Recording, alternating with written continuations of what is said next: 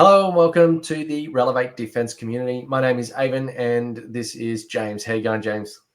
Good, mate. Good. So we are going to be talking about the DISP, the Defence Industry Security Program, and what it is, just a bit of an overview and the things you need to know if you're going to get involved in contracts with government and or defence. Whilst the defence community is mainly aimed at defence, the DISP is still relevant for government contracts. So if you're going to go for something to do with the federal parliament or sometimes maybe not local council, but like state government, you might be accessing protected materials, even things that are very basic, still sometimes need to be only given to people who are verified. Generally, you're an Australian citizen, you have the right qualification to be able to handle that material, no criminal history, all that sort of thing.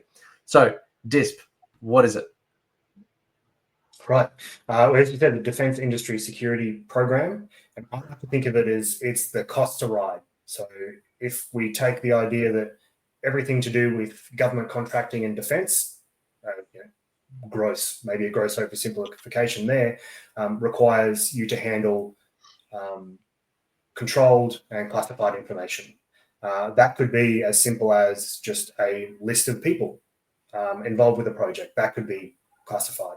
Or it could go all the way through to highly classified technical information, which isn't always a player. But if you are going to play in the pond to build something like the aircraft you see behind me, the E7 Wedgetail, well, that's going to have a lot of controlled information in there.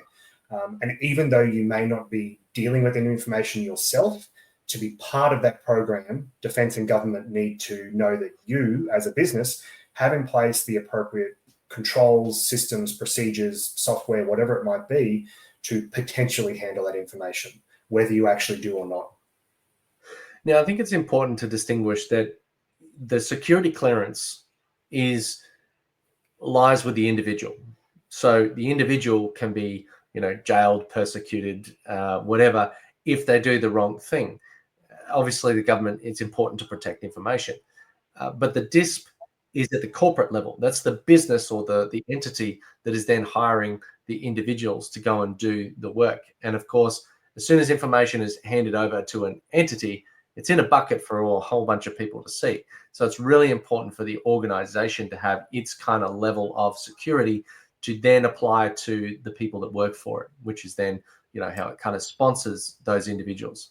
And just to kind of frame, you kind of touched on a bit around what is secure information. Like you said, it might be a list of people, or it might be a list of, technical schematics and things like that. But sometimes the information could be extremely boring, and it's not the fact that you have that information, or that this thing happened, or that, there's a name, this person was at that place at that time. Sometimes it comes down to the fact of how you know that information. It could be either a piece of technology is in a particular place or whatever that has a particular capability that can do something that doesn't want to be revealed. Or it could be a source, a human who is in a position to be able to provide that information, that if it is revealed how that information is collected, puts that person at risk. So that's kind of the reason why these security controls are so important, because it affects lives, it affects the scaled version of lives, i.e. technical schematics, and then it also affects individuals directly through, like someone being on a particular list, because it then means that a foreign entity or someone who has nefarious means or efforts can exploit that and can start to target these people. So that's predominantly the reason why we're having security requirements in the first place. So with all that in mind, DISP, let's dive in a little bit more. I'm going to go to share screen here, and why don't you talk us through what it is? Absolutely. So this page here, accessible by everyone. If you just type Defence Industry Security Program into Google, it'll come up as one of your options there. And this is the homepage on defence.gov.au that talks about the Defence Industry Security Program. Huge amounts of information on here. We're not going to go through it all today, go through it now, but what I want to do is highlight some of the key points so that people can start to look at going into whatever information they might need in more detail, or more likely know what questions they need to ask when they're operating in this sort of environment, or they're progressing towards a DISP accreditation. So this, as we talked about before, DISP is all about security, and there's multiple levels in with DISP. It's a membership-based program. So you're a business, you get accredited to handle a certain level of information, and you become members in DISP, in the program. Important to note is that even though here it says there is no cost associated with DISP membership, i.e. there's no membership fee, having your business accredited and putting in place the appropriate infrastructure and systems can carry significant financial burden to the company. So something to really think about here is this something you really want to go after? If it is, then the cost is going to be on you. Defence isn't going to pay you to get accredited. Just to dig into that a little bit more, just to give you a little bit more indication. So first of all, there's definitely some cybersecurity requirements. So you're going to have to pay a professional to come and do an assessment. You're going to need that. They're going to give you a list of recommendations. You're then going to need to implement those recommendations. So maybe the report might cost you, I don't know, anywhere between 10 and 30 grand or more, depending on the size of your organization. Then you've got to remediate it. Then you've got the time and salaries of either the IT team that's working on it, whether that's internal or contracted. And again, they're going to have to be vetted and reviewed. And then you're going to have the individuals in your team actually doing the work, doing the training, doing their own clearances. It's all going to be a cost to you. So it's not exactly like it's going to cost you, $10, $100. We can't give you a number. It's going to be relevant to the size and scale of your business and how much you actually need to work to go from ground zero through to cleared. Sorry, carry on. No, absolutely. It's a great point, is that there is no definitive cost. There's no, hey, you'll get to spend $10,000, you'll get accredited. That's just not the case. Some businesses might find it really easy because they already have a lot of commercially sensitive information that they control and wall off between different customers. A lot of those same systems can be applied to defence security information. They just have to be accredited in a different way. So it's not like you may have to put in place a completely new cybersecurity and IT infrastructure, cybersecurity system and IT infrastructure. But you may require some remediation to hit the right things that defence or that you need for DISP. But that is not to try and discourage anyone. There are different levels, and I'll talk to that in just a minute. So as it says there, who should apply? Anyone who's looking to work within defence. So if you are looking to get a contract with defence or with a prime or even a sub-tier supplier, and you don't have any DISP accreditation, then it's probably one of the quickest ways to get yourself discounted from the defence supply chain. So there is going to be some upfront investment to start the defence contracting process. I will go now across to the eligibility and suitability to look at these, because these are some of the things that people should look at, or companies should look at first to go, can I even start down this process? A bit of terminology here. So an entity, that's your business. So you need to have a legally registered business in Australia with an ABN. And there's a bunch of other stuff in here that I'm not going to talk to at the moment. But what it does really speak to is you need to be registered in Australia, have the ability to get security clearances from a director level as well as staff, and then manage those within your company. That is really what it is talking about. If we roll on down here, so suitability, membership, we're not going to talk about that right now because that's a deeper conversation. A couple of key positions that you will need to establish within your company if you are going to go down the road of getting certified within DISP is a chief security officer and a security officer. So similar names, different roles and responsibilities. So what is really important to understand here is that if you are going down the road of getting accredited within DISP, that means you have a reasonable expectation that you're going to be required to handle secure and classified information, which means you will need people who need to have security clearances, which could be all the way at one end at top secret, all the way down to handling a baseline clearance and protecting information, which we'll talk a little bit about in a minute. But in order to then manage those people and hold and sponsor those clearances, you're going to need security officers and a chief security officer. Exactly what they do within your business is they don't have to be full-time positions, but they do have to be people who are trained and certified to handle this sort of information and operate within the parameters of the Australian government security clearance environment. Well, I think it's important.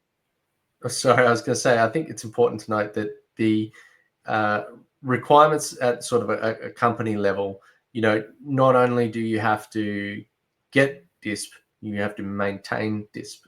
So that means like there's a whole bunch of forms when people go overseas, when people update their details, when people have maybe an incident where there's some kind of harassment, or they had a suspicious encounter with somebody, all of a sudden someone's offering an employee a lot of money, or offering them some other below the line things that are probably not suitable to speak about on podcasts.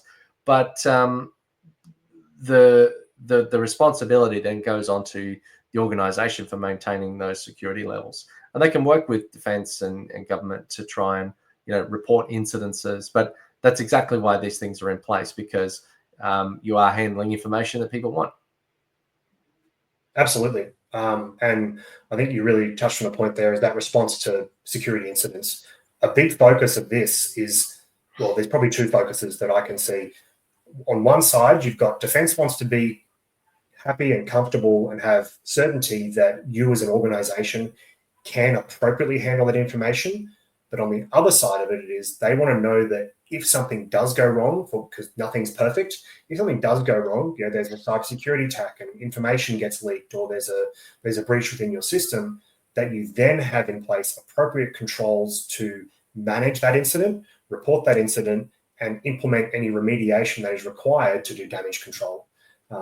So it's not just can have information; it's what do you do when things go wrong. Which is that's a complex issue, but you will be required to have in place contingency plans for DISP accreditation. So if we look here, these next couple of sections really are, I think, the core of understanding what's some of the key terminology within DISP. So we look at the top there, 4 membership levels: entry level, level 1, 2, 3. And then that and the next section down corresponds with levels of information classification that you may be able to have access to at those different levels. So look at entry level. Well, we've got official and official sensitive information. A large amount of even just tender documentation or project requirement documentation, even if it doesn't talk about any technical specifications or performance specifications, it's likely going to sit in the official and official sensitive, because it's coming out of the government, it's coming out of defense. So the fact that information even exists is protected in some way, albeit at a very low level. Or just to give an example there, like say for example, if you think of something very low level and inert, and we say for example that boot laces, right? Laces on a boot. It's just a little simple thing. And if you get a tender requirement for 1 million boot laces, well, I'm pretty sure the defense is up to something.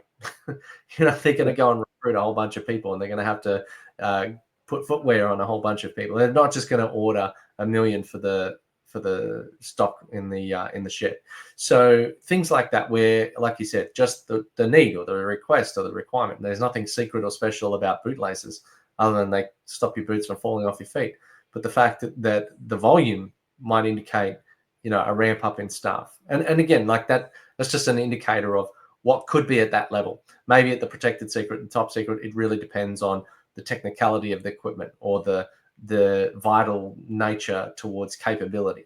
So obviously use your best judgment. They want to use the minimum necessary. They're not going to go up a level if they don't have to, because it's time consuming, it's costly, and it's hard to find people with the right clearance levels. So they instantly reduce their market if they go too high. Absolutely. Absolutely. And this isn't, we're not talking about this to try and scare anyone off, because I know a lot of the times people think, oh no, security clearance, that's very cumbersome, it's invasive, it's something I don't want to do, which is why there exists in different tiers. If you're largely, you need to be at least entry level, probably even level 1 across the board to look at a lot of defense contracts.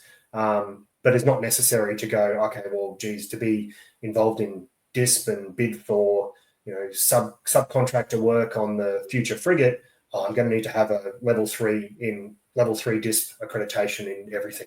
That's not the case. So it's a sliding scale. It's going to be unique to each program and defense project. But what I would say is, think about what is likely to be required by the area you're going into. If you're dealing with things like sensors and data processing and armor materials, for example, well, look, that's probably going to be at least at that secret level. But if you're looking at doing a training system or providing some bearings and fittings into a supply chain, well, you're probably closer to the entry level, level 1. So have a think about that. We can't answer those questions for you here today. That's another discussion.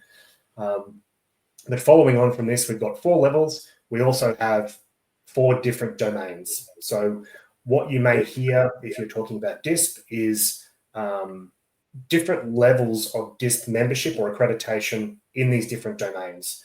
So you may have a level 1 in security governance, personnel security, and ICT and cybersecurity.